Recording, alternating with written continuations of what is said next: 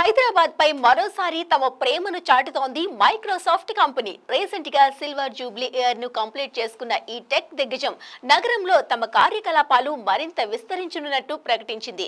Artificial intelligence టెక్నాలజీకి ఎంతో ప్రాధాన్యత ఇస్తున్న తెలంగాణ ప్రభుత్వానికి సహకరిస్తామంటోంది మైక్రోసాఫ్ట్. అంతేకాదు ఫ్యూచర్ సిటీలో ఏఐ ఎక్సలెన్స్ సెంటర్ ఏర్పాటు చేస్తామని రాష్ట్ర ప్రభుత్వంతో ఒప్పందం కూడా కుదుర్చుకుంటోంది. మరి మైక్రోసాఫ్ట్ ఎక్సలెన్స్ సెంటర్ తో ఎన్ని లక్షల మందికి మేలు జరుగుతుంది? హైటెక్ సిటీ లాగానే ఫ్యూచర్ సిటీ పిక్చర్ కూడా మారబోతోందా? అసలు మైక్రోసాఫ్ట్ ఫ్యూచర్ ప్లాన్ ఏంటి?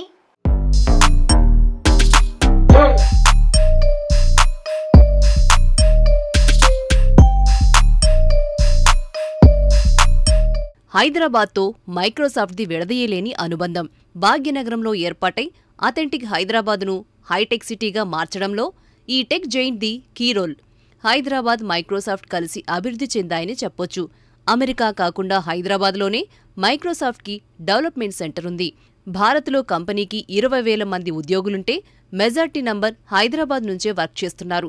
నగరంతో తమ అనుబంధం ఎప్పుడూ ప్రత్యేకమే అని చెప్పే మైక్రోసాఫ్ట్ హైదరాబాద్లో తమ క్యాంపస్ను విస్తరించింది. గచ్చిబౌలిలో 1.1 మిలియన్ చదరపు అడుగుల విస్తీర్ణంలో నూతన భవనాన్ని ఏర్పాటు చేశారు. అత్యంత అధునాతన ప్రమాణాలతో నిర్మించి ఎల్ఈడీ సర్టిఫికేట్ పొందిన ఈ బిల్డింగ్లో 2,500 మంది ఉద్యోగులకు సరిపడే సదుపాయాలున్నాయి. మరో 4,500 మందిని నియమించుకునే యోచనలో ఉన్నట్లు ప్రకటించింది. అంతేకాదు తెలంగాణ ప్రభుత్వం పార్ట్నర్షిప్తో రాష్ట్రంలోని 1.2 లక్షల మందికి పైగా ఆర్టిఫిషియల్ ఇంటెలిజెన్స్లో ట్రైనింగ్ అందించడానికి 3 కొత్త ప్రోగ్రాంలను ప్రకటించింది. వీటి ద్వారా దాదాపు 50,000 మంది స్టూడెంట్స్కు ప్రయోజనం చేకూరనుంది. అలాగే ఏఐ ఇండస్ట్రీ ప్రో పేరుతో మరో ప్రోగ్రాంను కూడా అనౌన్స్ చేసింది కంపెనీ. దీని ద్వారా రాష్ట్రమంతటా 20,000 మంది ఇండస్ట్రీ ప్రొఫెషనల్స్కి స్కిల్స్ను మరింత పెంచేలా ట్రైనింగ్ ఇవ్వనుంది. ఇక ఏఐ గవర్న్ ఇనిషియేటివ్ ప్రోగ్రాం కింద రాష్ట్రంలోని దాదాపు 50,000 మంది గవర్నమెంట్ అఫీషియల్స్కు AI, cyber security, digital productivity వంటి కీలక రంగాల్లో మైక్రోసాఫ్ట్ శిక్షణ ఇవ్వనున్నట్లు సంస్థ ప్రతినిధులు తెలిపారు.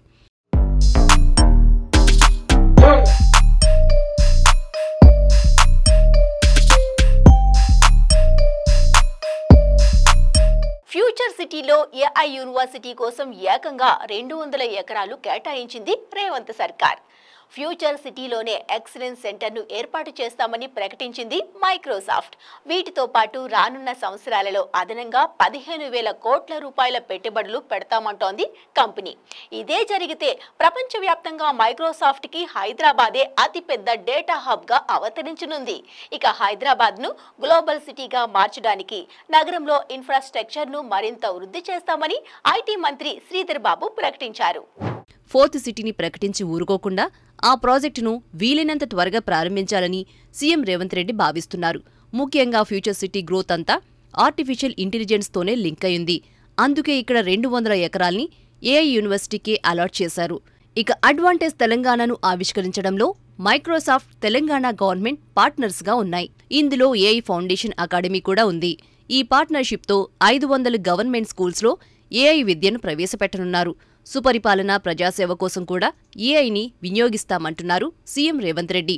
ఆర్టిఫిషియల్ ఇంటెలిజెన్స్ మా స్టార్టప్ ఎకోసిస్టాన్ని మరింత బలోపేతం చేస్తుందని, mentorship, AI tools, global network యాక్సెస్ను కూడా అందిస్తుందని తెలిపారాయన.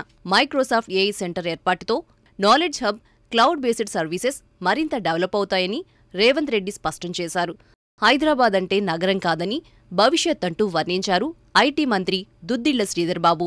సాఫ్ట్వేర్, హ్యూమన్ రిసోర్స్ సర్వీసెస్తో పాటు ఎందరో గ్లోబల్ టెక్ లీడర్లను తయారు చేసిందని, AI city, data centres, AI university, latest టెక్నాలజీకి సంబంధించి సెంటర్ ఆఫ్ ఎక్సలెన్సీల ఏర్పాటుతో ఫ్యూచర్లో హైదరాబాద్ గ్లోబల్ టెక్ సిటీగా మారటం ఖాయమన్నారాయన.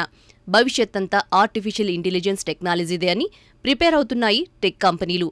వాటికి ప్రోత్సాహకాలు అందించి ఎలాగైనా హైదరాబాద్కి రప్పించే యత్నాలు చేస్తున్నారు రేవంత్ అండ్ కో.